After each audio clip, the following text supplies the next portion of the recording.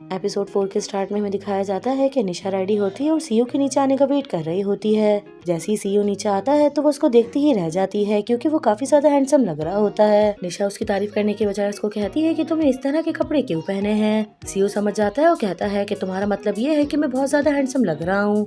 ये सुनते ही निशा फौरन मना करती है और कहती है कि मेरा ऐसा कोई भी मतलब नहीं है। सीयू कहता है कि अगर तुम्हें ये ड्रेस अच्छी नहीं लग रही तो मैं जाके लुक चेंज कर लेता हूँ, जिसपे निशा फौरन उसको रोक देती है। ये दोनों जाने लग जाते हैं तो सीयू उसको कहता है कि 1 मिनट यहीं खड़ी रहो। निशा उससे पूछने लग जाती है कि तुम क्या कर रहे हो। सीयू उसको कहता है कि बस तुम खामोश रहो।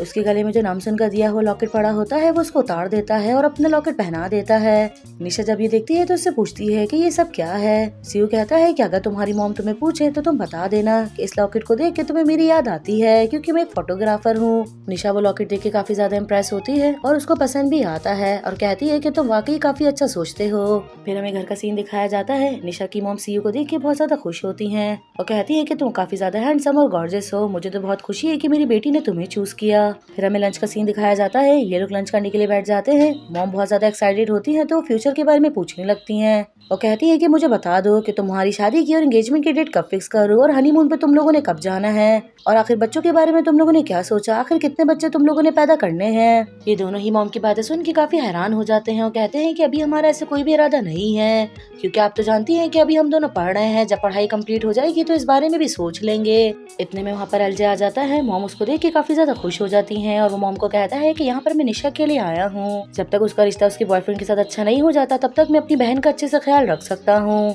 फिर ये लोग सब मिलकर लंच करने लग जाते हैं। लंच करने के बाद मॉम और एलजे वॉक पर आते हैं। मॉम एलजे से बात करते हुए उसको कहती है कि निशा मेरी बेटी है और मैं उसको बहुत अच्छे से जानती हूँ। जितना मैंने उसके बारे में सोचा था उसने उससे कहीं ज्यादा जल्दी अपने लिए बॉयफ्रेंड ढूंढ लिया और मैं जानती हूँ कि ये दोनों मिलकर मुझे बेवकूफ बना रहे हैं, तो इसलिए मैं चाहती हूँ कि तुम इन दोनों के ऊपर नजर रखो।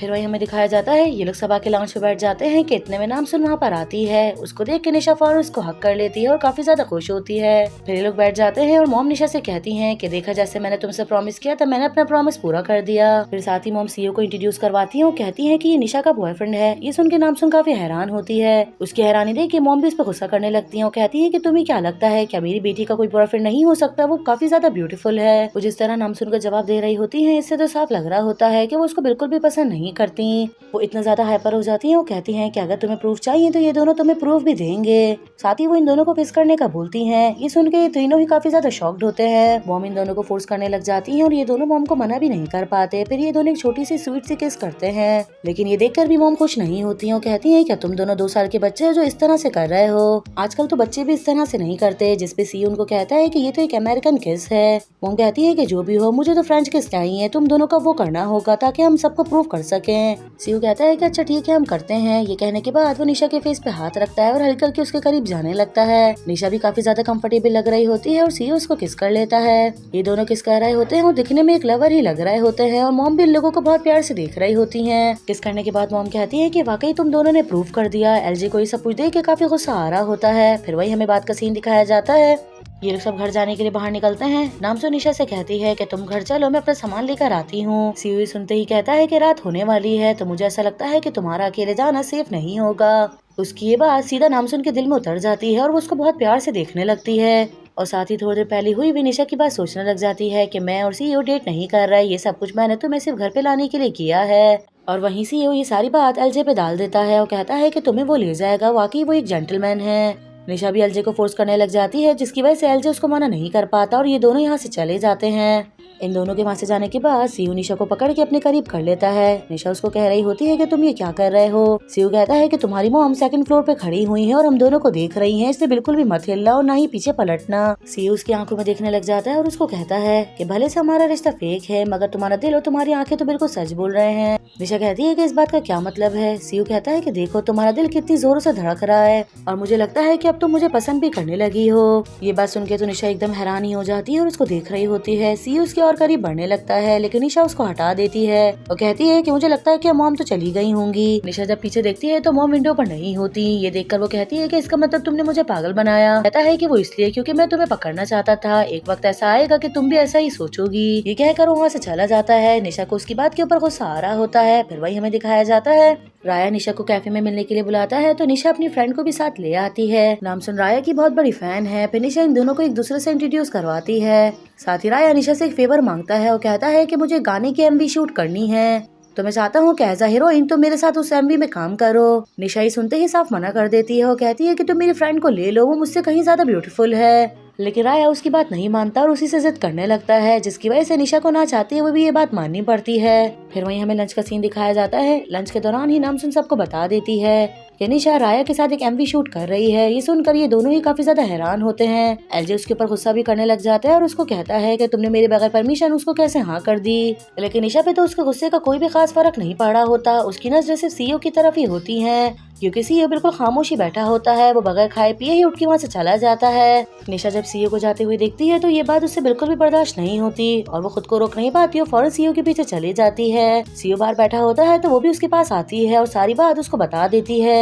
CEO उसकी सारी बात सुनता है और उसको समझाने लगता है और साथ ही वो निशा को परमिशन भी दे देता है और कहता है कि अच्छा ठीक है तुम ये MV कर लो, लेकिन ख्याल रखना कि कोई भी फिजिकल सीन ना हो। निशा उसकी बातें सुन के उसको कहती है कि तुम ऐसा क्यों कह रहे हो, कहीं तुम्हें जलन तो नहीं हो रही। ये बात सुन के CEO उसको देखने लग जाता है, लेकिन जब निशा उसको चिढ़ाने लगती है तो फौरन इस बात से इनकार कर देता है और कहता है कि आखिर मुझे जलन क्यों होगी। फिर वही हमें शूटिंग का सीन दिखाया जाता है। निशा जब स्क्रिप्ट पढ़ती है तो उसको पता चलता है कि आखिर में तो एक किसिंग सीन है। ये देखकर वो परेशान होती है और राया के असिस्टेंट से पूछती है, जिसपे वो कहती है कि ये तो पहले से ही फिक्स है, क्या राया ने आपको नहीं बताया। ये कह के वो चले जाती है और निशा परेशान हो रही होती है और कहती है कि अब मैं CEO को क्या कहूंगी। इतने में राया वहाँ पर आ जाता है तो निशा उसके ऊपर गुस्सा करने लग जाती है। तो राया उसको कहता है कि तुम परेशान क्यों हो रही हो, इसका मेरे पास एक हल है। वो निशा को पकड़ के अपने करीब करता है और उसके फेस के ऊपर हाथ रखता है और उसको कहता है कि अपनी आंखें बंद कर लो, और फिर उसके करीब बढ़ता है और उसको किस करने लगता है। लेकिन किस करने के बजाय उसके होठों पे अपना थंब रख लेता है। किस करने के बाद वो निशा को कहता है कि देख लो हमारी किस भी हो गई, लेकिन हमारे लिप्स टच भी नहीं हुए।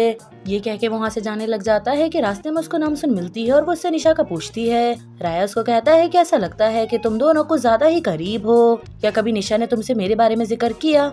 ये सुन के नामसुन समझ जाती है और उसको कहती है कि ऐसा लगता है कि तुम मेरी दोस्त को पसंद करते हो। लेकिन राया ये बात सुनते ही साफ मना कर देता है। नामसुन कहती है कि अगर तुम पसंद करते हो तो तुम्हें साफ कह देना चाहिए, वैसे भी तुम ब्लश कर रहे हो। ये सुन के राया उसको बता देता है। तो नामसुन उसको कहती है कि अगर तुम चाहो तो मैं तुम्हारी हेल्प कर सकती हूँ, वैसे भी अगर मैं तुम्हारी हेल्प करूंगी तो हम दोनों को वो चीज मिल जाएगी जो हम चाहते हैं। राया कहता है कि नहीं, मैं निशा को चीट नहीं कर सकता, वैसे भी वो किसी और के साथ रिलेशन में है। ये सुनते ही नामसुन उसको सारी बात बता देती है कि निशा ने मुझे खुद बताया है कि वो दोनों सिर्फ मॉम को दिखाने के लिए डेट कर रहे हैं। ये सुनकर ये दोनों ही एक दूसरे से हाथ मिला लेते हैं। फिर वही हमें शूटिंग का सीन दिखाया जाता है। शूटिंग स्टार्ट हो जाती है। शूटिंग के दौरान काफी सारे सीन ऐसे हो रहे होते हैं जिसमें निशा को CEO की याद आ रही होती है, क्योंकि कभी निशा किसी के साथ रिलेशन में नहीं आई और न ही उसने कभी किसी से प्यार किया है, तो इस वजह से वो इस फीलिंग को भी समझ नहीं पा रही होती। फिर वही MV के एंड में किस करने की बारी आती है। ये देख के सभी लोग हैरान हो जाते हैं।